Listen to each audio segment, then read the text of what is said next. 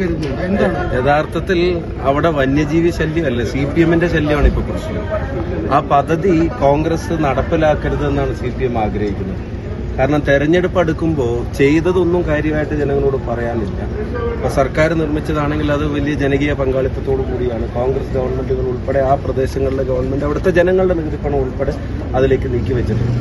അപ്പൊ കോൺഗ്രസിന് എക്സ്ക്ലൂസീവായി ഇത്തരം ഒരു കാര്യം ചെയ്തു കൊടുത്തതിന്റെ ഒരു അഡ്വാൻറ്റേജ് കോൺഗ്രസ് പറയാൻ പാടില്ല, അല്ലെങ്കിൽ കോൺഗ്രസിന് അങ്ങനെ പറയാനുള്ള സാഹചര്യം കിട്ടരുതെന്ന് ആഗ്രഹിച്ചു. ആദ്യം അവർ വിചാരിച്ചാൽ അങ്ങനെ തന്നെ നടന്നോളൂ.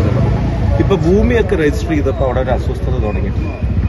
ഞാനൊരു കാര്യം ചോദിച്ചോട്ടെ, ഇപ്പം എന്നെ ഇപ്പോൾ ഇവിടുത്തെ MLA പ്രിയപ്പെട്ട അഡ്വക്കേറ്റ് സിദ്ദീഖ് MLA ഒരു കാര്യം കാണിച്ചു തന്നു. ഞാനിപ്പം അദ്ദേഹത്തിന്റെ ഇത് നോക്കുമ്പോൾ എൽസ്റ്റൺ എസ്റ്റേറ്റിൽ വീണ്ടും പുലി എന്ന് ദേശാഭിമാനി കൊടുത്ത വാർത്തയാണ്.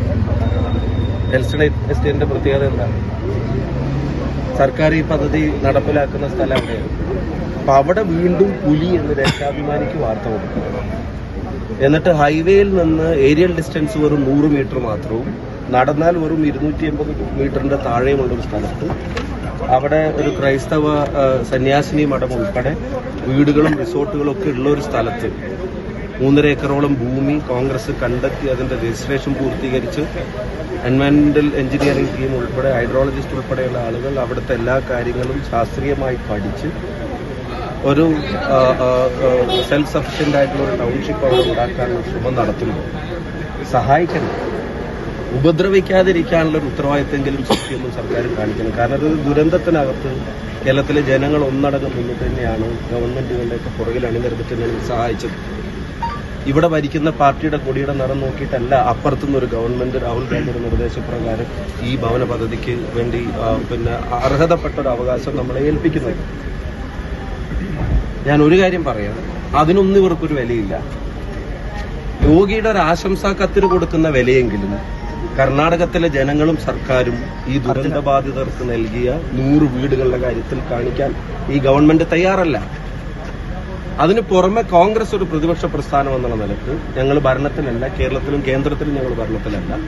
പക്ഷെ ജനങ്ങൾക്കൊരു ദുരന്തം ഉണ്ടായപ്പോൾ രാഷ്ട്രീയ പ്രസ്ഥാനം എന്നുള്ള നിലക്ക് ഒരു ഉത്തരവാദിത്വം ഏറ്റെടുത്ത് അത് പ്രഖ്യാപിച്ചു. സമ്മതിക്കുന്നു, ഡിലേ വന്നു. അത് ഭൂമിയുമായി ബന്ധപ്പെട്ട പ്രയാസങ്ങൾ വയനാട്ടിലുള്ളത് എല്ലാവർക്കും അറിയാം, പ്രശ്നങ്ങൾ എല്ലാവർക്കും ഉള്ളത് അറിയാം. ആ സാങ്കേതികത്വങ്ങൾ പരിഹരിച്ചത് തുടങ്ങാനിരിക്കുമ്പോൾ പിന്നെ ഇത്തരം വാർത്തകളിലൂടെ ഇതിനെ ശല്യപ്പെടുത്താൻ ശ്രമിക്കുന്നതിന്റെ ഇന്റൻഷൻ ഈ വീടുകൾ കോൺഗ്രസ് നേതൃത്വത്തിൽ ഇവിടെ പണിയരുതെന്നുള്ള അവരുടെ വ്യാമോഹം മാത്രമാണ്. ആ ആഗ്രഹം കൊണ്ടാണ് അവരിപ്പോൾ നടക്കുന്നത്. ഞാൻ ഒരു കാര്യം പറയാം, ഇപ്പൊ വയനാട്ടിൽ പുലി ഇറങ്ങുന്നേ, അല്ലെങ്കിൽ ആന ഇറങ്ങുന്നേ, അല്ലെങ്കിൽ കടുവ ഇറങ്ങുന്നേ എന്ന് കഴിഞ്ഞ 10 വർഷമായിട്ട് ജനങ്ങൾ പറഞ്ഞുകൊണ്ടിരുന്നപ്പോൾ അതൊന്നും കേൾക്കാതിരുന്ന ഈ ഗവൺമെന്റാണ് ഇപ്പൊ കോൺഗ്രസ് ഇങ്ങനെ സ്ഥലം കണ്ടെത്തിയപ്പോ അതിനെ ഞാൻ തേയിലത്തോട്ടം കാപ്പിത്തോട്ടം എന്നൊക്കെ കേട്ടിട്ടുണ്ട്. ദേശാഭിമാനിയുടെ പുതിയ പ്രയോഗം കാട്ടാനത്തോട്ടം എന്നൊക്കെ ഒരു സ്ഥലത്തെ വിളിക്കുന്നത്. എന്നാൽ അവിടെ വേറെ സ്ഥാപനങ്ങളില്ലേ, വീടുകളില്ലേ, റിസോർട്ട്, ഹൈവേയിൽ അത്ര ആക്സസിബിൾ ആയിട്ടുള്ള ഒരു സ്ഥലമല്ലേ. അപ്പോൾ ആ പ്രശ്നങ്ങളെല്ലാം പരിഹരിച്ച് ഞങ്ങൾ അതിന്റെ നിർമ്മാണത്തിലേക്ക് അടുക്കുകയാണ്. ജനങ്ങൾക്ക് കൊടുത്ത വാക്കാണ്, അത് പാലിക്കും. ഞങ്ങൾ ആഗ്രഹിക്കാത്ത ഒരു കാലതാമസം ഈ സ്ഥലവുമായി ബന്ധപ്പെട്ട സാങ്കേതികത്വത്തിൽ വന്നുപോയി.